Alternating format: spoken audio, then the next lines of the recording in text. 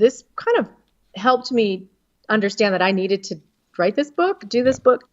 I've had friends and people close to me who have said that even good Catholic therapists that they have recommended, even people I've recommended at a certain point, which I won't anymore, they went there not looking for a divorce, not wanting to divorce, not wanting to separate. And they got the advice that, well, you can leave. And, there's annulment. And so there are good priests and good therapists who are counseling for things that even the couple is not looking for. And for someone who is weak and they get that message, they might decide, well, I guess if, a priest and a Catholic counselor are telling me that I should just divorce, then I will. Yep. It's only because they were strong enough to say, no, wait, nope, we're not looking for that. Yep. So that is disheartening to me. I always tell people, go to someone who does not counsel for divorce, that isn't going to just tell you off the bat, probably you could be happier and maybe it would be best if you left. And yeah, I hate to say it, even if sometimes the therapist, him or herself, has had a divorce and a decree of nullity. And then that becomes the lens through which they interpret conflict. And sadly, as the divorce culture spreads into the church, you have parish leaders. They're living La Vida happy, apparently, after divorcing and getting an annulment. And what's the message to the parishioners? Look what happened to them. They seem so happy with wife number 2. And that's the problem, too, is it's not just and I say this at the beginning, it's not just the children that are suffering, it's the abandoned spouses. That's and right. I know enough of them. It's heartbreaking because they are told also, well, just get on with your life. It's like, wait a minute, but they're standing for their marriage. They're standing for their vows. They're keeping their vows. And yet even people in the church are saying, hey, why, you need to go and live your life. It's like, no, I think that's very courageous and powerful to see someone who is still standing for their vows and their marriage and isn't just skipping off to get a divorce and the annulment simply because the partner the spouse decided to leave. So we need to give those folks a lot more credit. It's a tough row to hoe in this culture, even in the church. It's systemic, too, because we've got laws on the books. There's a canon that is supposed to require the couple meeting with the bishop before they get permission to go ahead with the divorce. That's rarely, if ever, followed. And then I have to bring this up because I'm going to be pounded if I don't, and that is the unclarified meaning of Amoris Laetitia, the apostolic exhortation on joy in the family, because you have different dioceses saying different things in that directive.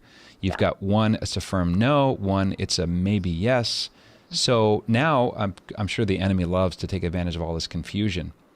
What's your answer to people who say, well, look, if the Vatican can't get this sorted out, how can I? And surely you don't want to prevent me from being happy. I've met someone with whom I'm much, much happier. How do you navigate these more confused times?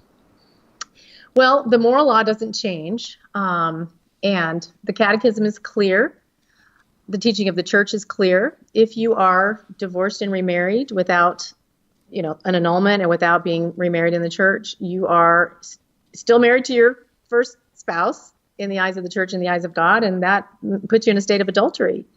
You can't receive communion in a state of adultery. So certainly you're welcome to Mass. Certainly you're welcome to be, you're a Catholic, you're a part of the church, but you certainly can't present yourself for communion.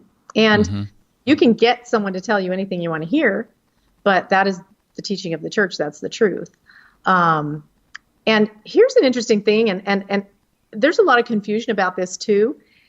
And I've heard this for years too. Well, as long as you're not remarried, you're not in sin if you're divorced. And yes, that is true for the abandoned spouse.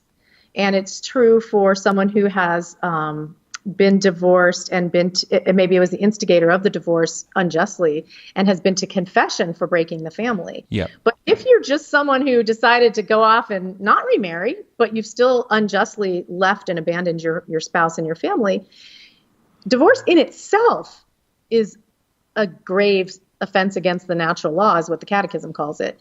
It is itself a sin. So yes, the innocent spouse is not culpable for the divorce, but the person who did unjustly break a marriage and leave is culpable for that, whether or not that person remarries. So even that person would not be able to present him or herself to Holy Communion. There's a little beautiful irony in running through a lot of the stories in Primal Loss, Leila, and that is the number of your respondents who started off life as lax Catholics, kind of, mechanical Mike, ticking the Right. box, pew sitting, and then this terrible anvil of a trauma arrives, the divorce. And that broken heart is the avenue through which, and a beautiful quote by Oscar Wilde, how else but through a broken heart can the Lord Christ come in?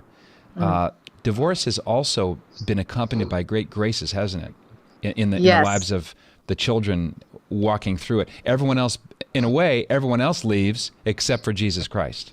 Right.